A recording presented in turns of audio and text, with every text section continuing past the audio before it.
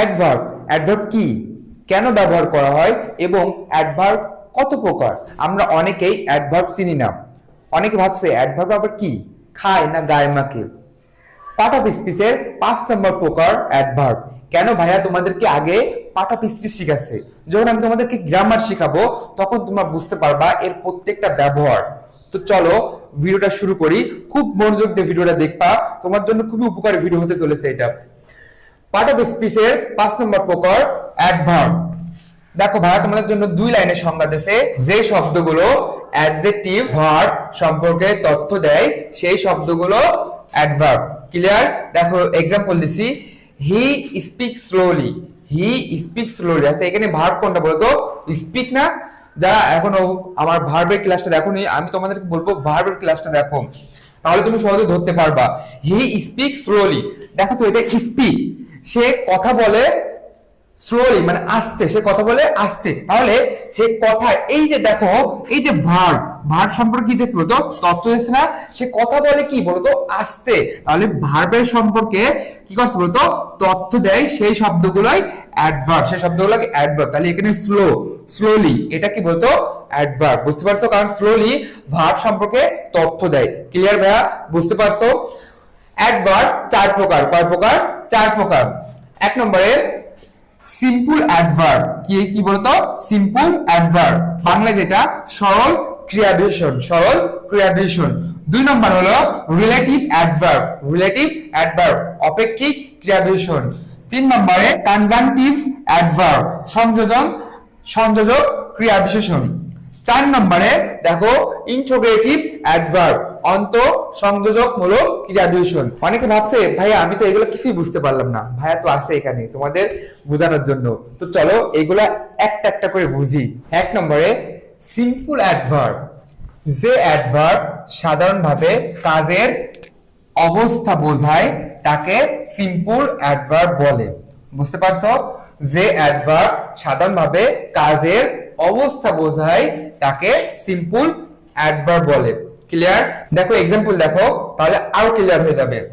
He runs fast, he runs fast. আচ্ছা এখানে verb কোনটা বলতো? মানে ভার্ব মানে কি? কাজ, কাজ কোনটা এখানে? এই রানস না?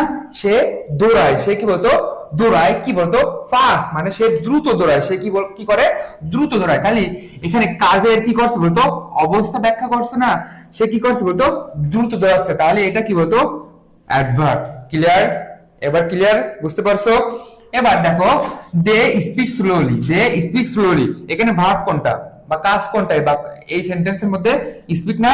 যারা এখনো ভার্বের বোঝো না বা ভার্ব কি কোনোদিন শোনোনি বা জানোনি, তাদেরকে আমি বলবো তোমরা আমার ভার্বের ক্লাসটা দেখো, দেখলেই তোমরা সহজে ধরতে পারবা কোনটা ভার্ব। ঠিক আছে? তো এখানে ভার্ব এটা মানে কাজ, এটা কাজের অবস্থা বর্ণনা করছে না? দে স্পিক, তারা কথা বলে কি বলতো? স্লোলি মানে আস্তে কথা বলে। তারা কি করে? আস্তে কথা বলে। তাহলে এখানে দেখো কাজের অবস্থা ব্যাখ্যা করছে, তাহলে এটা কি বলতো? এইটা হলো অ্যাডভার্ব। ক্লিয়ার? এবার দেখো 2 নম্বরে রিলেটিভ অ্যাডভার্ব। রিলেটিভ কি বলতো? অ্যাডভার্ব, যে অ্যাডভার্ব দুটি বাক্যের মধ্যে সম্পর্ক তৈরি করে তাকে রিলেটিভ অ্যাডভার্ব বলে। বুঝতে পারছো? রিলেটিভ অ্যাডভার্ব হলো হোয়ার, হোয়েন, হোয়াই, এগুলা দিয়ে কি করে বলতো? দুইটা বাক্যকে, মনে করো আমার দুইটা আঙ্গুল, দুইটা বাক্য, এই দুইটা বাক্যকে সম্পর্ক করে। এক্সাম্পল দেখো, this is the place, this is the place, এই সেই জায়গা। মনে করো এটা ড্যাশ রয়েছে, ঠিক আছে? এটা ড্যাশ রয়েছে আর একটা বাক্য রয়েছে আই লিভ, আই কি বলতো? লিভ। তাহলে এটা আরেকটা সেন্টেন্স না? এটা কি বলতো? এই পর্যন্ত একটা সেন্টেন্স, এই পর্যন্ত একটা সেন্টেন্স। দেখো এই দুইটা সেন্টেন্সকে যুক্ত করছে কি দ্বারা বলতো? রিলেটিভ প্রোনাউন দ্বারা। ঠিক আছে? Sorry relative adverb, sorry relative adverb দ্বারা এই দুটো বাক্যকে কি করছে বলতো? সংযুক্ত করছে। ঠিক আছে? দেখো তাহলে অর্থ আছে this is the place where I live, এই সেই জায়গা যেখানে আমি বাস করি, এই সেই জায়গা যেখানে আমি বাস করি। ঠিক আছে? বুঝতে পারছো? ক্লিয়ার? এবার দেখো বলছে আই রিমেম্বার দ্য ডে, আমি মনে করছি সেই দিন। ঠিক আছে? উই মিট, আমরা দেখা করেছিলাম। দেখো এখানে দুইটা বাক্যকে যুক্ত করছে কি দ্বারা বলতো? when দ্বারা। বলছে I remember the day when we meet, যেখানে আমরা দেখা করেছিলাম। আমি সেই দিনের কথা স্মরণ করছি যেখানে আমরা দেখা করেছিলাম। ঠিক আছে? ক্লিয়ার? এই পর্যন্ত ক্লিয়ার? আর বাকি রয়েছে দুইটা, চলো ওই দুইটা শিখি। 3 নম্বরে কনজাংটিভ অ্যাডভার্ব, যে অ্যাডভার্ব দুটি সেন্টেন্সকে যুক্ত করে, কি করে? যুক্ত করে, তাকে কনজাংটিভ বলে। দেখো however, therefore, however মানে যাই হোক, therefore মানে সুতরাং, moreover তারপর, nevertheless মানে তবুও। এই বাক্য দিয়ে দুটো বাক্যকে এই ওয়ার্ড দিয়ে দুটা সেন্টেন্সকে কি করে বলতো? যুক্ত করে। দেখো এইটা আর রিলেটিভ অ্যাডভার্ব কিছুটা সিমিলার না? রিলেটিভ অ্যাডভার্বে সম্পর্ক এবং যুক্ত দুটাই করে, এটাই খালি কি করে বলতো? যুক্ত করে, দুটা বাক্যকে যুক্ত করে। এক্সাম্পল দেখো, হি ওয়াজ ইল, সে অসুস্থ, দেয়ারফর সুতরাং, হি কুড নট কাম, সুতরাং সে আসি নাই, সে অসুস্থ সুতরাং সে আসি নাই, বা সে অসুস্থ যে কারণে সে আসি নাই। ঠিক আছে, বুঝতে পারছো? এখানে দেখো এ একটা বাক্য আর এ একটা বাক্য, এই বাক্যকে যুক্ত করছে কি দ্বারা বলতো? দেয়ারফর দ্বারা। বুঝতে পারছো? এবার দেখো শি ইজ এ পোর, সে গরিব, হাউএভার তবুও she is honest, she is honest বলছে সে গরিব তবুও সে সৎ, কি বলতো? তবুও সে সৎ। দেখো এটা বাক্য, এইটাও বাক্য, আর এই বাক্যকে যুক্ত করছে কি বলতো? এই কনজাংটিভ অ্যাডভার্ব দিয়ে কি করছে বলতো? দুটা বাক্যকে যুক্ত করছে। ক্লিয়ার ভাইয়ারা? ক্লিয়ার?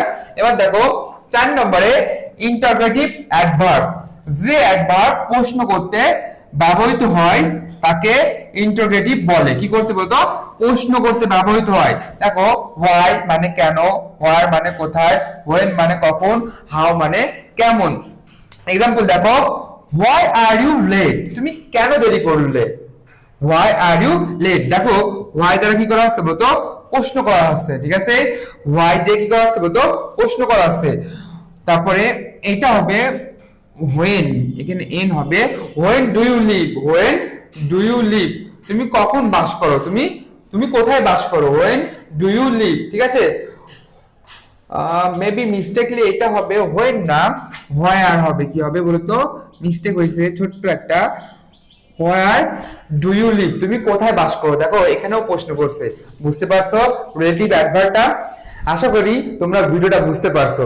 ভিডিওটা বুঝতে পারলে যারা এই অ্যাডভার্বটা পারে না বা বুঝতে পারে না তাদের মাঝে শেয়ার করো। মনে রাখো, তুমি যদি কাউকে সাহায্য করো, তুমি যখন বিপদে পড়বা আল্লাহ তোমাকে সাহায্য করবে। সবাই ভালো থাকবা, সুস্থ থাকবা, দেখা হচ্ছে পরবর্তী ভিডিওতে। আল্লাহ হাফেজ।